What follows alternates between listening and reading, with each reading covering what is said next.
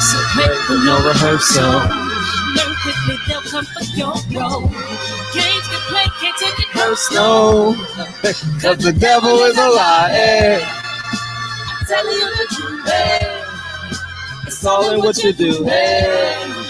So things you gotta do, hey, hey, hey, hey. Hey, Barbershop Conversation, guys. Feel free, hit the subscribe button. Barbershop Conversations on Patreon and Spotify. Feel free to go to it, man. I appreciate you guys in advance, man. We rocking and rolling, man. September 1st, we got our concert series starting off with Hope Music, man. It's gonna be exciting, man. It's gonna be exciting. Tonight we got Black and Blue Wednesdays, man, with Sergeant Dorsey, LAPD's own Sergeant Dorsey's, man, and that's what we got, man. But make sure this is all right, man. I want to talk about this, and I want you guys to understand where I'm coming from. So we're gonna work our way backwards. In the past 7 days, I've watched and listened, not everything, but a lot of it. I just saw the titles and kept scrolling because I don't need to listen to it anymore. But I did listen to the Boxing Voice last Friday, so make sure you go check it out with Brian Custard and Bomac on. And then I followed that up with watching Keith Thurman's interview with Brian Custard, and I saw the titles of I didn't watch the Sean Porter interview too much, but I saw the titles from the premiere thing, and y'all sent me clips in my Instagram. And I'm basically saying, my have they fallen? I'm gonna go back to when I believe. Oh no, let's start with let's remix my own damn self. Fuck Diddy, you know what I mean? And last week Bomac was on, and he basically denounced any big fight possibly, and the most notable in that topic of conversation was Keith Thurman, right? And he said, "Fuck Keith Thurman." You know, and that's fine. He could say fuck Keith Thurman. But where are you gonna build your legacy? Who's gonna get you to the next threshold? You need a dance partner. You need a dance partner. And people so stupid, man. I mean, if you go back to that 1 year promotion of Floyd and Conor, Floyd built Conor McGregor. Floyd built him. He allowed him to be, because he knew it was going to translate into dollars. You understand? And I'm just thinking about their popularity and want to see them. I'm gonna go back in memory.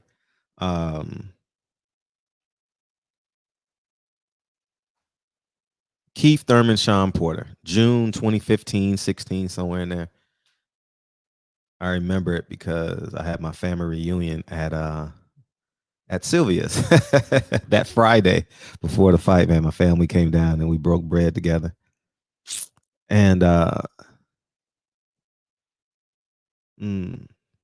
it was probably the best fight.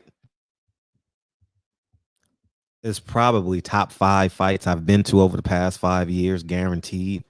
That fight was hellacious, man. Energy on 10, epic. I actually thought Sean won the fight. And I thought that fight, that part 2 wasn't a pay-per-view fight. But if they would have doubled back, people were clamoring for it, itching for it. I haven't seen a round of applause like that on that level in such a long time, you know. And everyone stood and gave Sean Porter and Keith Thurman a round of applause, and it was a split decision. I forget what the scorecards were, but Keith Thurman won. And I wanted to see that fight again. You know, I wanted to see that fight again.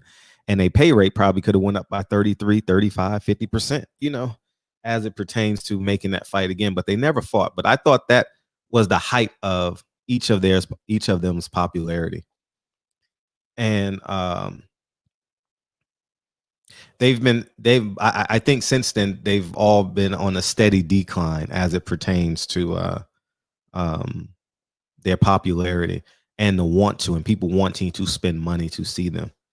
I thought Keith Thurman was on top of the world. People may say after Danny Garcia being a unified, undefeated world champion, that probably was at his height of his popularity. But I think that they've done some things, and I can't pinpoint it per se, but the dodginess of them, you know what I mean? The dodginess of like, I'm the king now. I'm King Kong. I'm better than you. You're not better than me. And that's the type of confidence you got to have, but you got to fight. Now you're going to say, well, Sean has fought everyone, but there's something missing. Like in terms of like, even though he's fighting everybody, his popularity is contingent upon who he fights. You understand what I'm saying? And now Keith Thurman has fallen into that as well. It's not just that Keith Thurman lost to Manny Pacquiao. It's that his popularity was dwindling, and now that he don't have the juice no more, you know what I mean? It's easy to say, oh, fuck Keith Thurman. You understand what I'm saying? And I think now the chickens have come home to roost, you know, and these guys won't fight each other. You know, Sean Porter and Terrence Crawford are now best friends. Keith Thurman dodged everybody. And now he wants to come back. And the reason why I say that they're the most popular gatekeepers, they're on the B side. They may be in the prime of their careers. I don't know. This arbitrary, but if Terrence Crawford headlines a card in New York, does it sell out? No. If Sean Porter headlines a card, he would have to be on the West Coast somewhere. So let's say Los Angeles. Do people come? No, he barely had 1,000 people at his Ugas fight, you know, so he can't headline. His success is based upon Earl Spence, Manny Pacquiao, you know, and if you go to Keith Thurman didn't sell out when he had one fight in Florida, and that's why they moved him back to Barclay, because Barclay has an inherent 8,000 person guarantee. You're getting 8,000 people at Barclay. It's just that's just what it is, you know. Similar to Vegas, right? You're guaranteed to get a crowd, you know. And so, and I would wager that if they fought each other, they wouldn't sell out. You know, they wouldn't sell out, and it would have to be obviously a strong undercard. And if they fought each other, it wouldn't be on pay-per-view. And that's the point I wanted to make. I thought Keith Thurman had a chance to be a pay-per-view star. Terrence Crawford, he don't have the social appeal to do that. He don't really know how to play the media game too well. He probably should hire a PR person, a full-time PR person, because Bomac is just a trainer. He shouldn't be doing the PR alone. You know, he definitely excites you, but there's no substance to it many times. These three guys have missed the ball dramatically, man, and how they can get it back, similar to George Foreman. Fight. Simple. Fight. It's really simple. Fight. Keith Thurman steps up and fights Sean Porter. Sean Porter fights Terrence Crawford. Terrence Crawford fights the both of them. And they round robin that tournament, because you can't sit on your hands and knees waiting for Manny Pacquiao and Earl Spence. You can't. You got to build your own legacy. You got to build it on your own. Like, people are so afraid. People always want the microwave success. Everyone wants the microwave success. Oh, I'm a fight. Let me tell y'all something. You're not getting Manny Pacquiao. All right. Manny Pacquiao wants the least amount of resistance. And I told you guys 9 months ago, Mikey Garcia is going to be his pick. You know, if it's not Earl Spence, it's going to be Mikey Garcia. You know, and what's slowing it down is COVID. You know, Manny Pacquiao loves the gate, needs the gate, desires a gate. That's what's slowing Manny Pacquiao from getting a fight. You know, all this, who's Manny Pacquiao going to fight? Well, where can they find a place where he can sell out a crowd? Because he's going to sell out. Okay. They're going to follow him. They're going to fly in and support that man. And he is the pulse of his fan base. And that's what Sean Porter, Keith Thurman, and Terrence Crawford are missing. Go fight for your fans. Go build a fan base. And you don't have to be the best fighter in the world. You don't. You really, really don't. But you got to relate to the people somehow, some way, you know. And I use Deontay and Earl as an example. They don't talk a lot. They don't post a lot on Instagram. They don't um, do a lot of shenanigans in public. But when they speak, it has a lot of substance to it. I'm not calling them perfect, but there's a relatable factor there. Keith Thurman is a very pompous man. Like he said some things on that Brian Cussett interview that and I'm gonna do a video on it that drove me to pieces, man. Like I'll I'll talk about that later. And Sean Porter, when he got the Fox job, it really came out. You know, like he called um Earl Spence jealous of him because he got the job, and Kenny Porter called him ignorant or something like that. He threatened him at Papa Do's or something like that, and uh, and Terrence Crawford is not taking advantage of the opportunity which is presented. If I was managing Terrence Crawford, I would be using social media like no other, because if you're not fighting, you got to win the court of public opinion, and he's not doing that. And he needs to challenge these fighters. He's holding on to a WBO belt, which in today's boxing is the fourth most popular belt.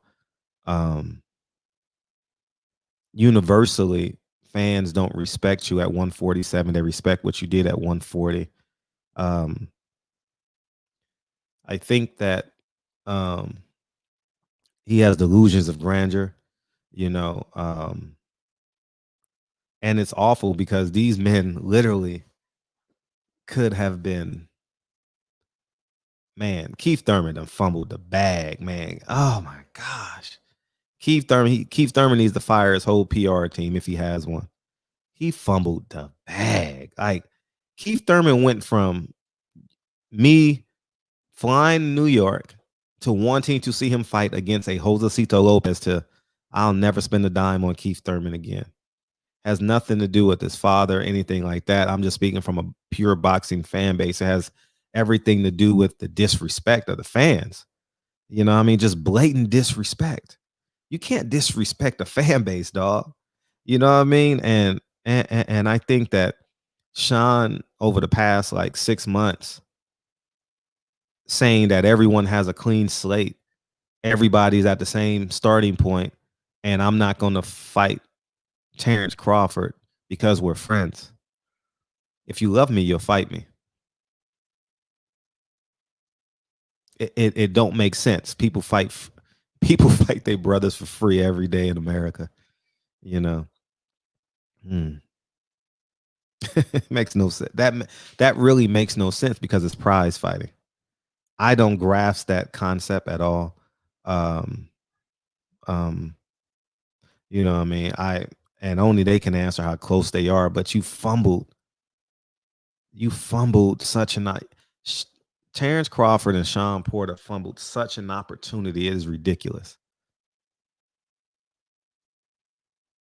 Oh my gosh. The winner and the loser of that fight, boxing fans would have been like, thank you. Oh my God, thank you. Oh, thank you for fighting in a space when there was nothing. And I'm gonna give you a parallel to that. The Monday night football game, um, not St. Louis, New Orleans Saints. The guy blocks the punt or something like that, right? And welcome back. Football's back.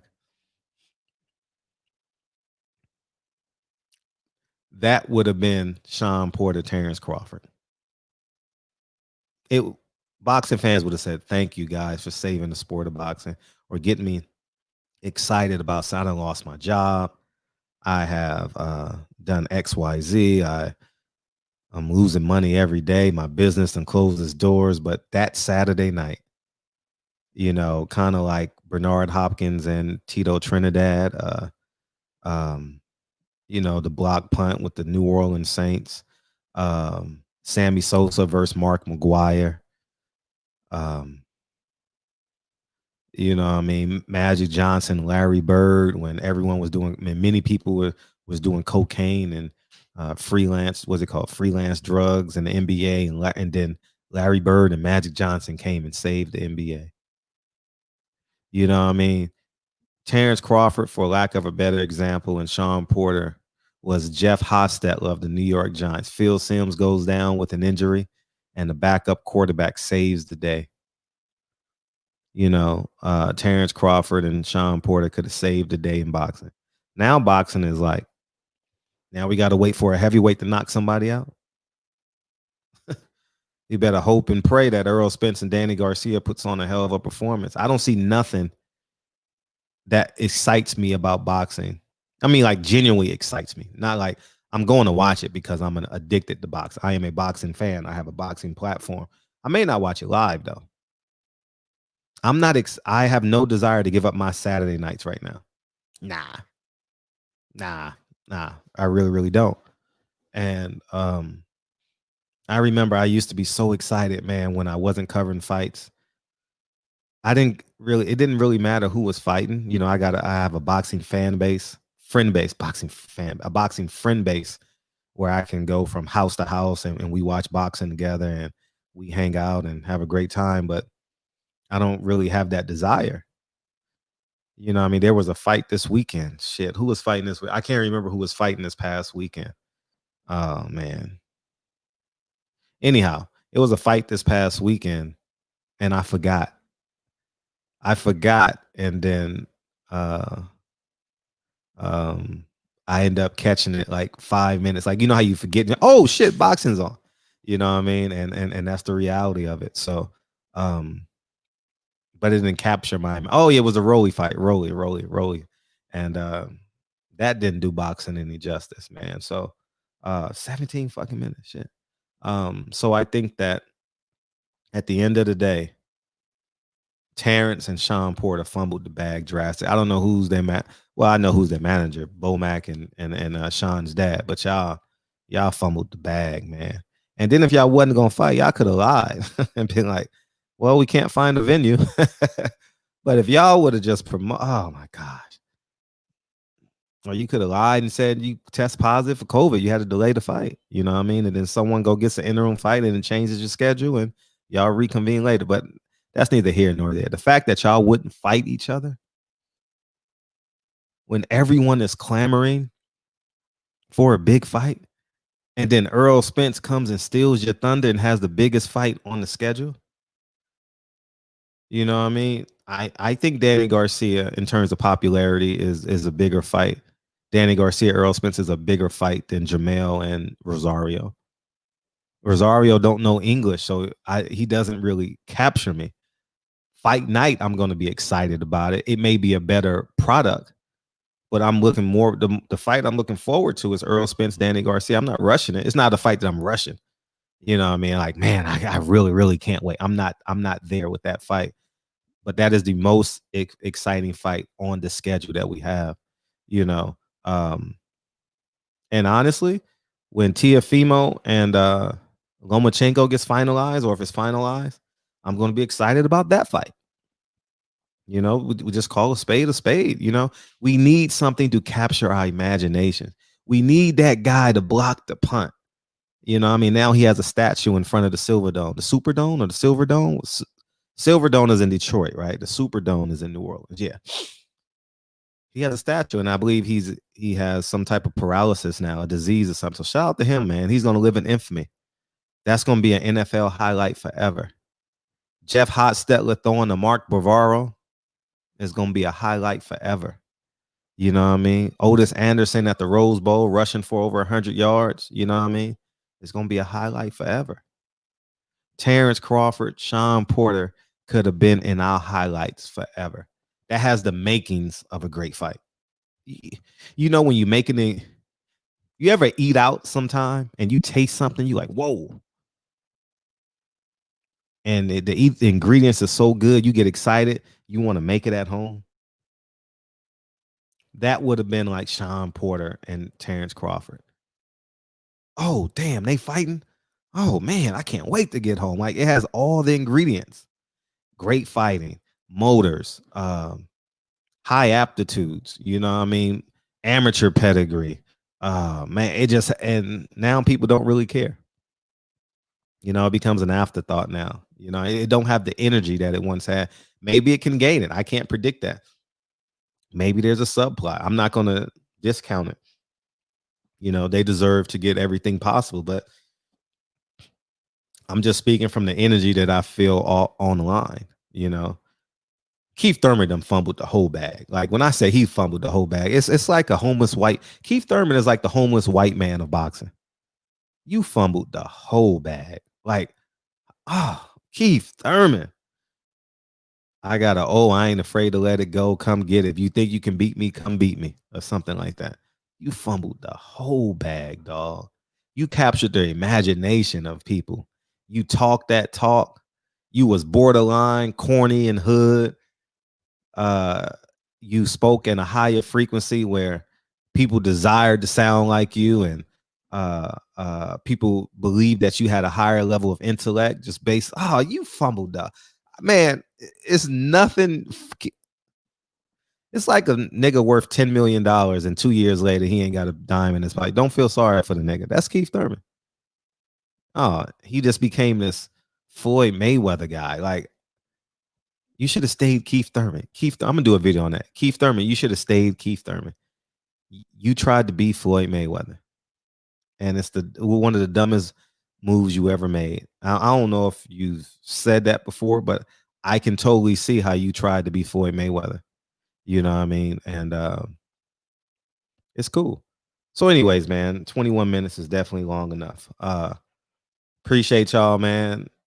And the channel is fucking growing, man. Fucking amazing. Thank y'all, man. Thank you. Thank you. Thank you. I genuinely appreciate y'all for fucking with me. And tonight we got, just come back Sunday to Thursday night. Make sure y'all here Sunday to Thursday night, 9 p.m. Pacific Standard Time. Barbershop Conversations on Patreon and Spotify. Man, I ain't gonna even lie. We've made thousands of dollars on Patreon together, man. Thousands for $5, man. $5 only. And you get the $5 back. You can write the $5 off on your taxes, man. So it's not costing you a damn thing. You know what I mean? And so join the Patreon. We get all the traffic out the way. People don't say, oh, Fred, you scamming the people for $5. I'm scamming. I just did it just to clear the airwaves, man. You know, I don't want, you know. Anyhow, man, join the Patreon, dog. If I can say one thing, and only subscribe for 1 month. Watch all the videos in 1 month. Take all your notes and unsubscribe. It'll cost you $5. You get millions of dollars worth of information.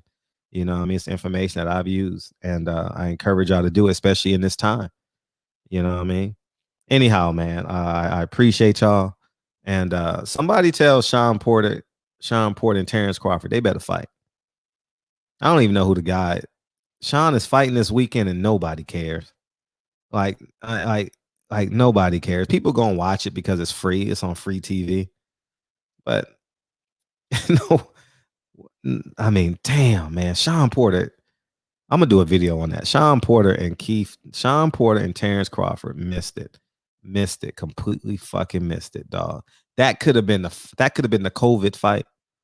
That could have been the COVID fight. The COVID fight. Just like after the steroid use and everyone was down or something, and Mark McGuire and Sammy Sosa came out of nowhere, had the hottest June or July in the history of baseball. 30 home runs, 20 home runs or some shit like that. And next thing you know, 66 and 72, 71 home runs later or some shit. I don't know. It was something ridiculous. You know what I mean? And special. So they missed that opportunity, and now we look forward to Earl Spence, Danny Garcia, and that's going to gain a lot of momentum because people like both of them. Their likabilities are very high. Danny Garcia is a very likable guy, and and Earl Spence is a very likable guy. So as we get close to that fight, people are going to be clamoring for it. But damn, Terrence and Sean, y'all fumbled the bag, man. Y'all fumbled the imagination of boxing fans. Fumbled the bag, dog. And now Terrence Crawford is going to go fight some guy we've never heard of.